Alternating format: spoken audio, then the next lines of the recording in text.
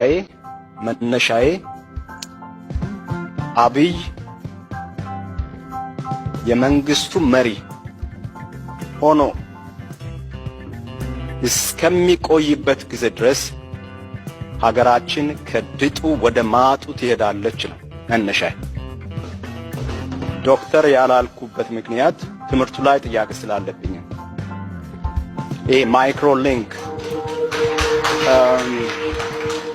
microlink lead star in connection to so and so አይገባኝም። እኔ አስተማሪ ነኝ በሙያ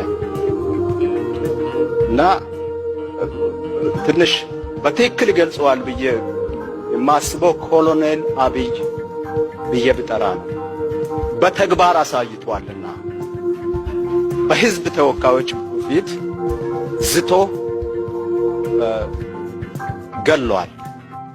በግልጽ ሲዳማን በወከሉት ተወካዮች ሌሎች ወገኖቻችንን ኢትዮጵያውያንን በወከሉ ተወካዮች ፊት ዝቶ ገሎ ችግኝ ይዞ በአስመራ መንገድ ላይ ፎቶ ተነስቶ አሳይቶናል።